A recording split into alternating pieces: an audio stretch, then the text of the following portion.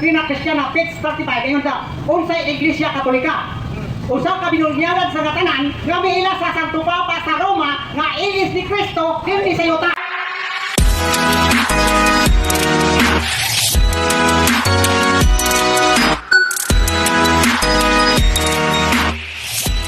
Diha sa doktrina Kristiyana page 35 ingon sa unsay Iglesia Katolika.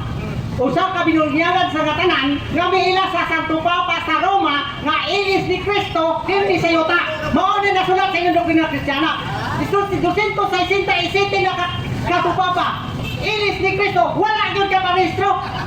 Oh, 267 na Santo Papa ilis ni Kristo sa tukuli. Siya ay mohimo sa wala na himo ni Kristo sa yuta. Muli mo kung ilis siya lang iparehistro ta niya. Apan idire niya kay ang gibasihan kauban na po niya Katolika. Si katong ibasa niya sa sayang kuan sa yan yung diferensya nga ogro kato. Ay, correction para naman siya. Dili page 35, page 33. Pataka-taka mo kag Putlo, wa ka kadlo page 33 na. Unsay Iglesia Katolika katilingban sa mga binunyagan nga tanan nga ila sa Santo Papa nga ilis ni Kristo dinhi sa yuta. Paminaw sa lagi mo mo kusis sa mo tawhanan mo. React man dayon. Sa unsa bang paagiha nga ang Santo Papa ilis ni Kristo dinhi sa yuta?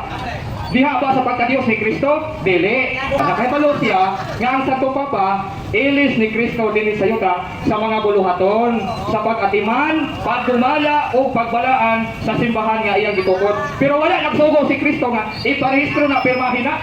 Usawa lagi pagparehistro sa sik nga pagtukod ni Kristo sa simbahan. Wala pa man ang sik, sayo naman sa sabtong nga naman. Lisan ko na sabtong nga, sayo naman kayo na. Asa basa, ato sa batahon sa Biblia, nga asa mabasa, kasi mangutana ka nga, ang Santo Papa, ilis ni Kristo sa mga buluhaton. Nga sa San Juan 21:15-17. Si San Pedro, giingnan ni Ginoong Hesus. Simon nga anak ni Jonas. Gihigugma mo ba ako? Ingon San Pedro, nasayod ka Ginoo, nga gihigugma ko ikaw. Katulong na kay gayon, gibalik-balik o pangutana ni Ginoong Hesus nga to kang San Pedro. Maingon si Ginoong Hesus, ati man na ang akong karnero. Wala man moingon si Kristo nga, iparehistro ang akong simbahan nga gitukod. Nakoy basahon. Imo mo yung ipanghinambog ng imong Sabado, nga gigamit ni Brad Romel kaganiha, pagdito ninyong mga Seventh-day Adventist nga sinulat ni Ellen Goldwyn, page 42, nga ang Sabado, ang nagpahimugaad ay niya na si Satanas. Nga matod po nining inyong libro nga mga hitabo sa katapusang panahon nga sinulat ni Ellen Goldwyn, page 161, mini man ang inyong Sabado. Basahon na to ha.